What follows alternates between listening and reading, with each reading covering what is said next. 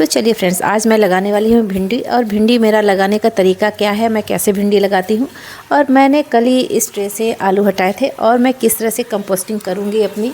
तो चलिए आज पूरी जानकारी मैं आपको देती हूँ कि मेरी भिंडी कैसे लगने वाली है। तो फ्रेंड्स, सभी को मेरा नमस्कार, बहुत बहुत वेलकम है मेरे टेरेस गार्डन में। तो कल ही मैंने इस ट्रे से आलू निकाले थे और इसमें पत्ता गोभी भी देखिए लगी हुई है।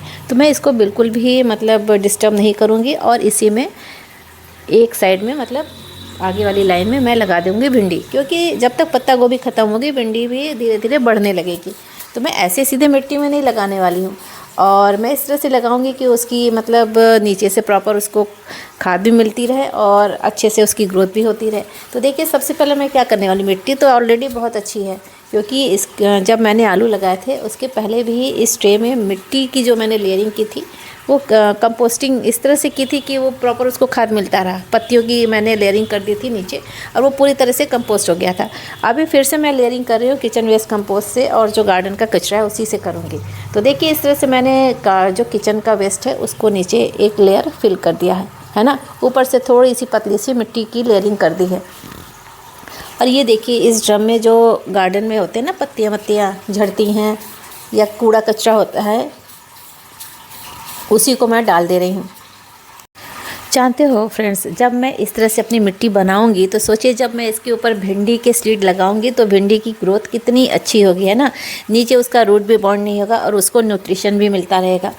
देखिए इस तरह से, क्योंकि ऑलरेडी मिट्टी पहले से ही अच्छी है। मैं हमेशा जब भी मैं अपने ट्रे फिल करती हूँ इसी तरह से करती हूँ। नीचे एक लेयर पतली सी मिट्टी, फिर किचन वेस्ट, गार्डन वेस्ट, पत्तियाँ जो भी है मेरे गार्डन में अवेलेबल है उसकी लेयरिंग इसी तरह से करती जाती हूँ। ऊपर सबसे ऊपर मिट्टी की लेयरिंग कर देती हूँ, उसके बाद मैं कुछ भी लगा देती हूँ। हाँ, कभी कभी ज़रूरत पड़ती है तो मैं गोबर की खाद, वर्मी कंपोस्ट भी यूज़ करती हूँ, जैसी मिट्टी रहे।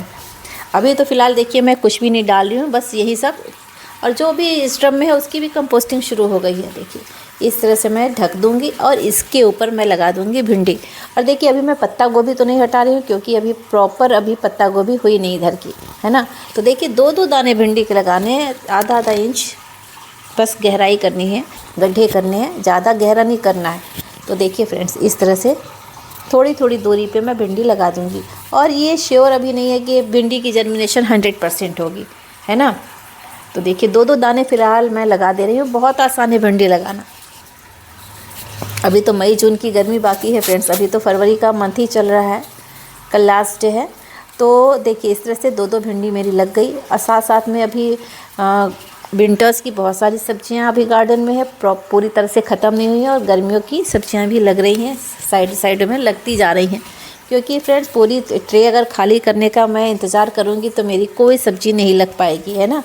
और अभी फलती हुई सब्जियों को तो मैं बिल्कुल नहीं निकालने वाली हूँ कि पूरी तरह से हटा के उसको मैं फेंक दूँ।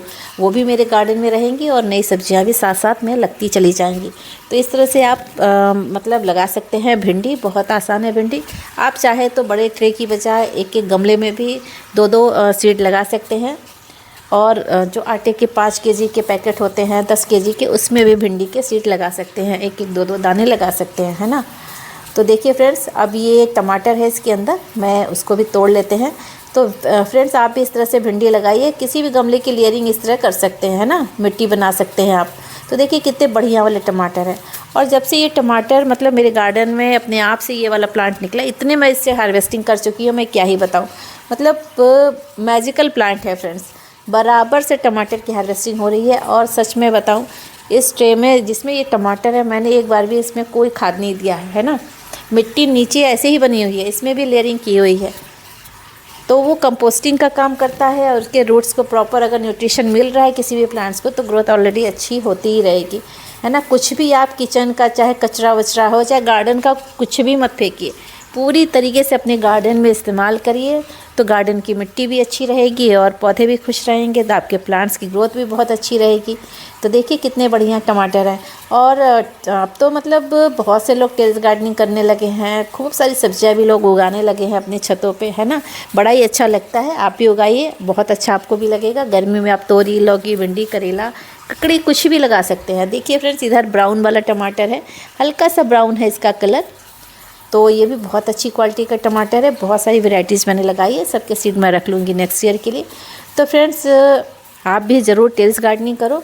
इस समय ना सब्जियां आप सही समय यही हैं, फरवरी और मार्च के मंथ में 15 मार्च तक अगर आप सारी सब्जियां लगा लेते हो तो आपको अप्रैल से हार्वेस्टिंग भी मिलने लगेगी। अब लेट बिल्कुल ना करें, क्योंकि जो सही समय पे लगाएंगे उनको सही समय पे सब्जियों की हार्वेस्टिंग भी होगी। मतलब ये कि जब तक ठंडियों की सब्जियां आपकी ख़त्म नहीं होंगी तब तक आपको उसके बाद गर्मियों की सब्जियां भी मिलने लगेंगी, है ना।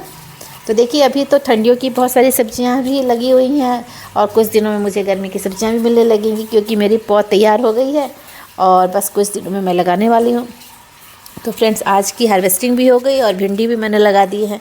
अगर वीडियो अच्छी लगी हो तो लाइक करें फ्रेंड्स, चैनल को सब्सक्राइब करें। फिर मिलते हैं नेक्स्ट वीडियो में।